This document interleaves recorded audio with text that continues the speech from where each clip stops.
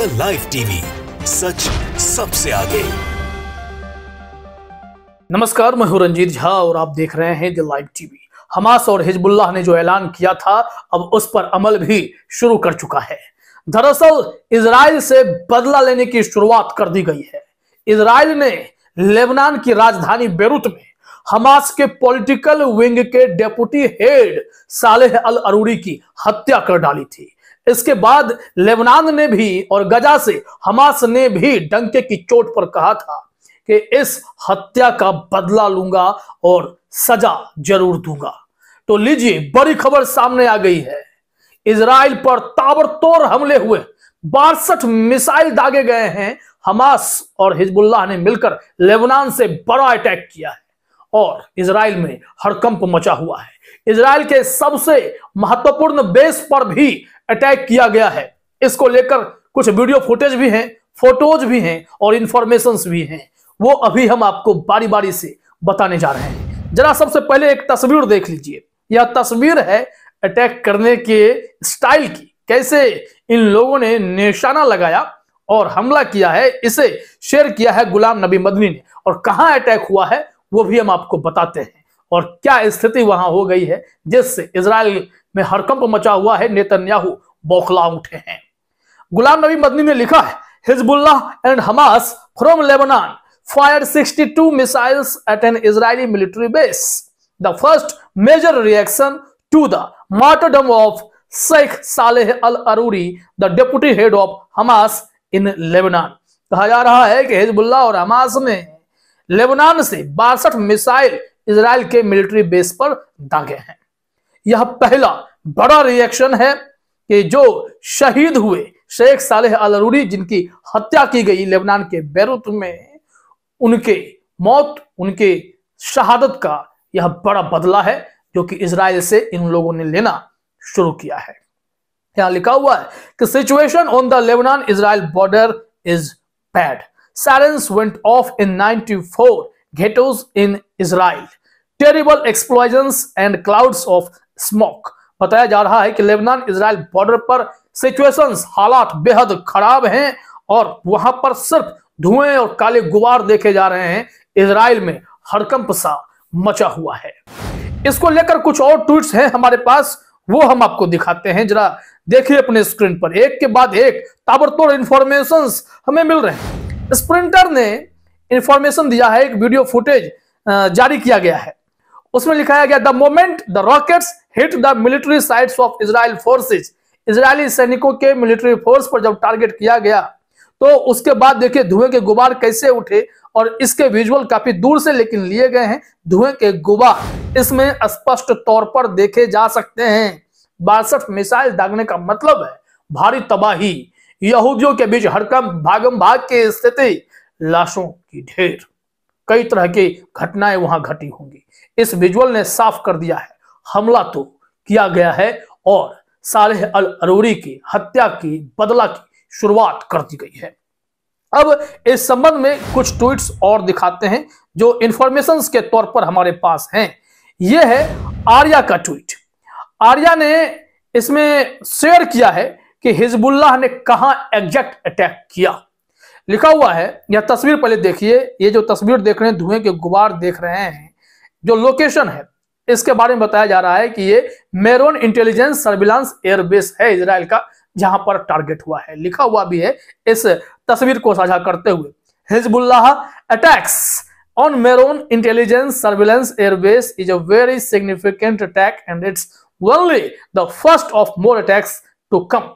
कहा जा रहा है कि हिजबुल्लाह ने जो मेरोन इंटेलिजेंस सर्विलांस एयरबेस पर अटैक किया है, ये बहुत ही महत्वपूर्ण अटैक में से एक है और उन इजरायलियों के लिए भी यह सबसे महत्वपूर्ण जगह थी जिसे हिजबुल्लाह ने बर्बाद कर दिया है। और इस तरीके के हमले की तो अभी बस शुरुआत है, आगे देखते जाइए और क्या क्या होता है। यहां लिखा हुआ है, Meron has been targeted because it served as an important air control centre for the IOF army drones and the assassination of अरूरी।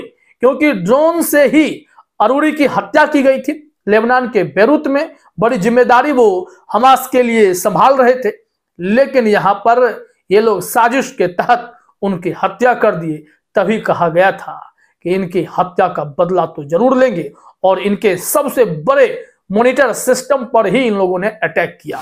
इसका मतलब यह है कि अब ड्रोन से हमला करना इजरायलियों के लिए आसान नहीं रह जाएगा, क्योंकि मेरोन एयर सर्विलांस बेस को ही यहां पर हिजबुल्लाह और हमास ने ध्वस्त कर दिया है।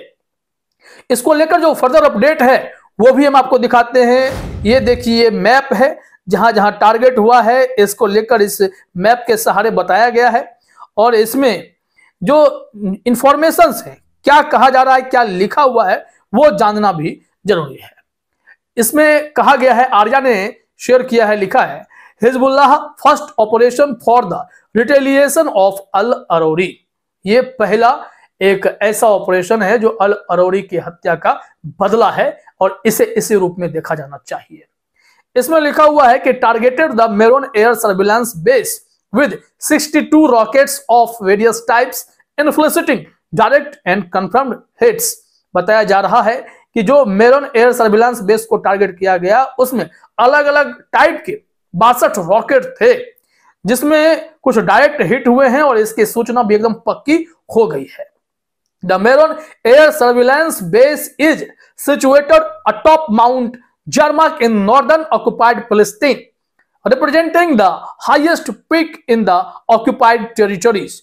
Meron is a crucial center for administration, monitoring, and air control in the northern part of the usurping entity, serving as an irreplaceable hub.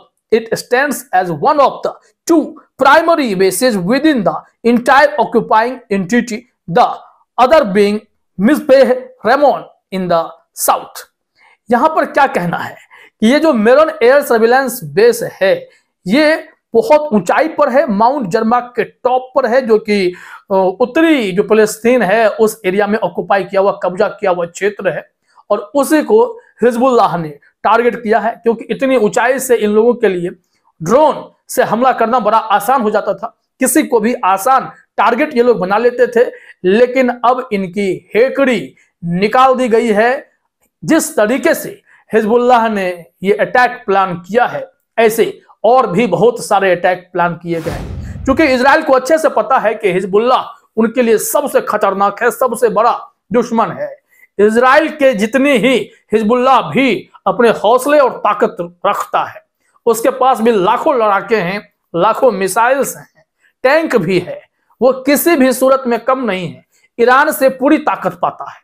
और हिजबुल्लाह इस कदर मजबूत है कि वो गजावासियों की रक्षा के लिए हमास के साथ मिलकर जंग लड़ने को हमेशा बेताब रहता है। और इस वक्त हमास के साथ मिलकर ही 62 मिसाइल्स इन लोगों ने दाग दिए, वो भी इजराइल में। यहूदियों के बीच छटपटाहट है, हड़कंप है, क्योंकि इनकी हालत इतनी बदतर हो जाएगी, यह तो इन्फॉर्म कर ही दिया गया था। क्योंकि अमेरिका ने भी कहा था कि जिस तरीके से सालेह अल अरूरी की हत्या की गई है, इसके इंफॉर्मेशंस हमें नहीं दी गई थी, हमारे जानकारी में, हमारे नोटिफिकेशन में ऐसा कुछ भी नहीं था।